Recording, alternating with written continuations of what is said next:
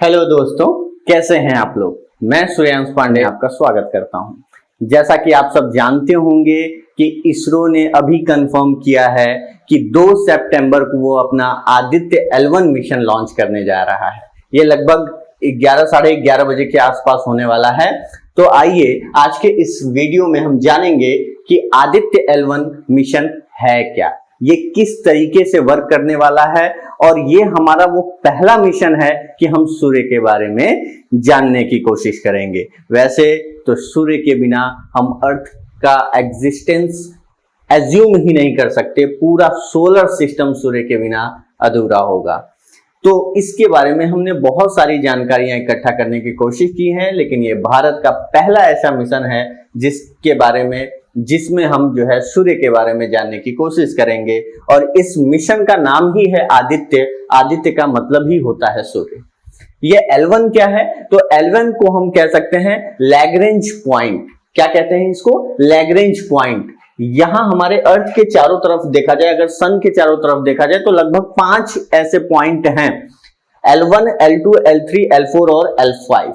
ये होता क्या है, लैग्रेंज पॉइंट होता क्या है? एक्चुअली में क्या है कि किसी प्लैनेट्स या किसी भी 2 हेवनली बॉडीज के बीच में एक ऐसा पॉइंट आता है जहां पे उसके ऊपर एक्सटर्नल फोर्स जो लगता है वो बैलेंस हो जाता है, जिसकी वजह से कोई अगर छोटा ऑब्जेक्ट उनके बीच में रख दिया जाए तो वो बिना फ्यूल के वर्क कर सके, वहां पे एग्जिस्ट कर सके आसानी से।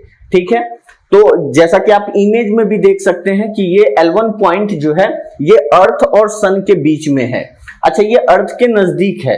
हम ये कह सकते हैं कि अर्थ से लेके सन तक का जो टोटल डिस्टेंस है 150 मिलियन के आसपास, उसका 1% के डिस्टेंस पे L1 है। और L1 की खासियत क्या है, आखिर में हम जो है आदित्य जो हमारा सैटेलाइट है इसको हम L1 पे भेज ही क्यों रहे हैं? L1 पे भेजने का एक प्रमुख कारण यह है कि L1 पे विदाउट किसी डिस्टरबेंस, विदाउट एक्सटर्नल इंटरफेरेंस हम आसानी से सन को क्या करते रहेंगे, देखते रहेंगे। और जैसे जैसे अर्थ उसके चारों तरफ घूमेगा वैसे वैसे वो सैटेलाइट भी पूरा जो है सन का चक्कर लगाएगा और विदाउट एनी फ्यूल कंजम्पशन वो आसानी से सन के बारे में स्टडी या इंफॉर्मेशन हमें प्रोवाइड कराएगा। ठीक है, अच्छा, उसके बाद हम ये कह सकते हैं कि अगर हम बात करें कि इस मिशन का ऑब्जेक्टिव क्या है, सबसे पहली बात तो इसको हम as usual PSLV XL rocket से हमने इसको लॉन्च किया है और ये लगभग 4 महीने में अपने L1 जो स्पॉट है वहां पे पहुंच जाएगा। ठीक है, उसके बाद क्या इसके पहले L1 पे कोई ऐसा सैटेलाइट गया है?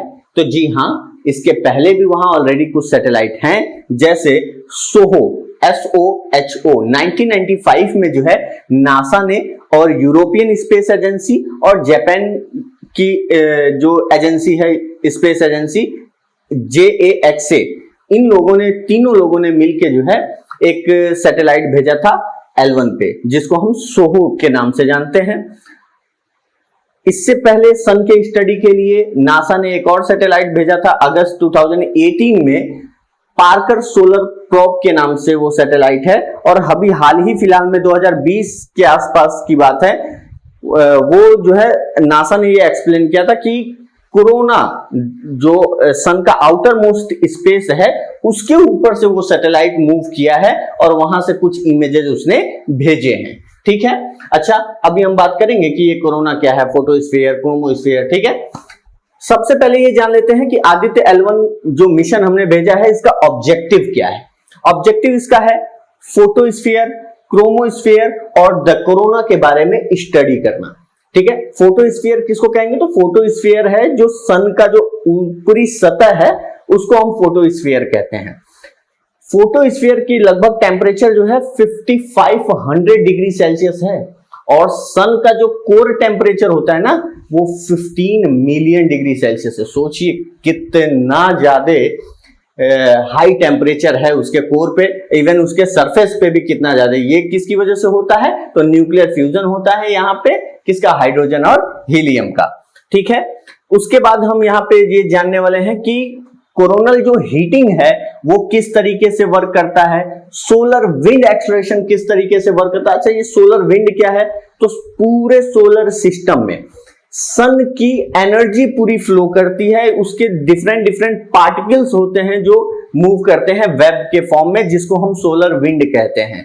ठीक है, उसके बाद ये हमारी हेल्प करेगा कोरोनल मास इजेक्शन को जानने के लिए कि वो कैसे इनिशिएट होता है। अच्छा, ये कोरोनल मास इजेक्शन क्या है?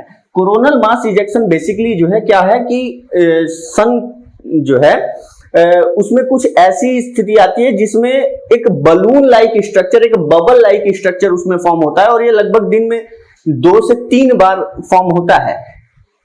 तो ये क्यों होता है, कैसे होता है, और इसका इफेक्ट भी हमारे अर्थ पे पड़ता है। ये पूरे सोलर विंड में भी इसका इफेक्ट पड़ता है। ये टेम्परेचर को आगे पीछे कर देता है, जो स्पेस वेदर है उसमें चेंज लाता है। तो कैसे लाता है, ये क्यों इनिशिएट होता है, आप फिगर में देख सकते हैं। ये बलून लाइक स्ट्रक्चर जो है ये क्या है, हमारा कोरोनल मास इजेक्शन है। उसके बाद अगर हम बात करें कि सोलर फ्लेरेस क्या होता है, तो बेसिकली ये जो है एक सडनली एक्सप्लोजन टाइप का होता है सन के सरफेस पे, फोटोस्फीयर पे। क्या होता है कि मैग्नेटिक फील्ड अचानक से जो है बाहर निकलता है, तो वो जो सडन एक्सप्लोजन होता है उसी को हम सोलर फ्लेयर्स कहते हैं।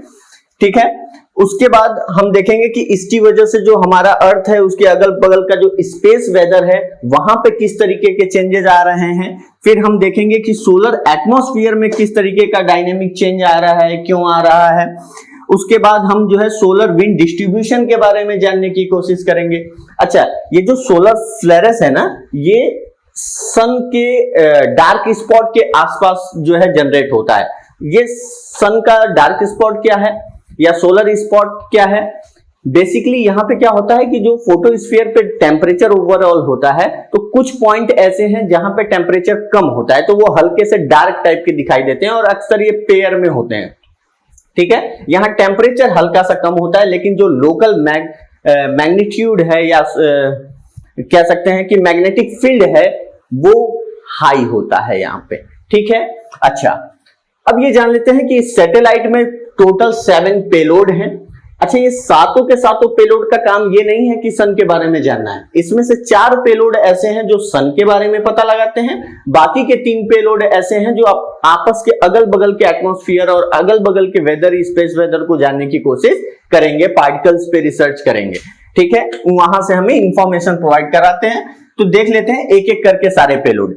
VELC, visible emission line coronagraph, ये किस लिए है, तो ये to study the solar corona and dynamics of coronal mass ejection. अभी मैंने ऑब्जेक्टिव में भी आपको बताया कि ये बेसिकली CME को स्टडी करने की कोशिश करेगा।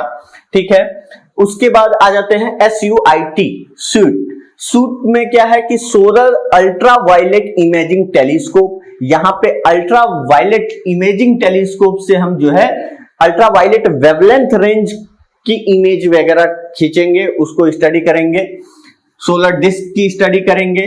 फिर सोलेक्स क्या होता है, SoLEXS solar low energy X ray spectrometer और high energy L1 orbiting X ray spectrometer. इसका काम जो है सोलर फ्लेरेस को पढ़ना है। ठीक है, कि सोलर फ्लेरेस क्यों आता है, क्या क्या होता है। अच्छा, इसका इफेक्ट भी पड़ता है सोलर फ्लेरेस का हमारे ऊपर। इसकी वजह से हमारे जो कम्युनिकेशन सैटेलाइट्स हैं या एस्ट्रोनॉट्स जो स्पेस में हैं उनके ऊपर भी इफेक्ट पड़ता है। अचानक से टेम्परेचर हाई हो जाता है। ठीक है, पावर ग्रिड वगैरह पे इसका असर पड़ता है।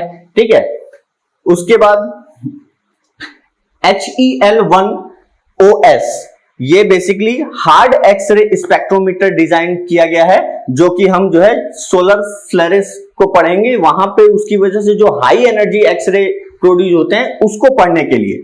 ठीक है, उसके बाद एस्पेक्स, ASPEX, इसको 2 पार्ट में बांटा गया है, एक है स्विस और दूसरा है स्टेप्स।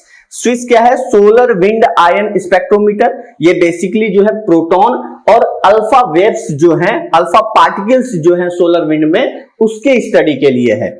जबकि स्टेप्स का क्या काम है, super thermal and energetic particle spectrometer, इसका क्या काम है, तो जो सोलर विंड है उसमें और हायर एनर्जी के जितने भी पार्टिकल्स हैं, जितने भी वेव्स हैं, उनके स्टडी के लिए क्या बनाया है, स्टेप्स बनाया गया है।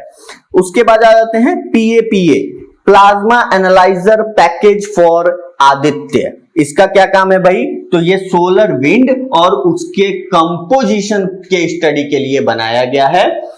ये आप फिगर में देख सकते हैं कौन कहां क्या कैसे लगाया गया है। उसके बाद लास्ट है MAG, मैग्नेटोमीटर। मैग्नेटोमीटर का क्या काम है, तो ये बेसिकली जो है low intensity interplanetary magnetic field in space, इसकी स्टडी करने के लिए लगाया गया। ये लगभग 6 मीटर का एक छड़ टाइप का स्ट्रक्चर है, इसका आप देख सकते हैं इसको फिगर में, जिसको दो कंपोनेंट, एक टॉप पे यानी 6 मीटर पे और एक 3 मीटर के आसपास कुछ डिवाइसेस लगाए गए हैं, जिससे हम जो है इंटरप्लेनेटरी मैग्नेटिक फील्ड्स को स्टडी कर सकें। आई होप कि ये सारी चीजें आपको समझ में आई होंगी। इस मिशन का उद्देश्य क्या है, ये किस तरीके से वर्क करने वाला है, और ये हमारे सौभाग्य की बात है कि बहुत ही कम समय में इसरो ने इतने बड़े बड़े अचीवमेंट किए हैं। तो आइए सेलिब्रेट करते हैं इस इसरो की इस कामयाबी को और भारतवर्ष के इस कामयाबी को। इसी के लिए, इसी के साथ जय हिंद।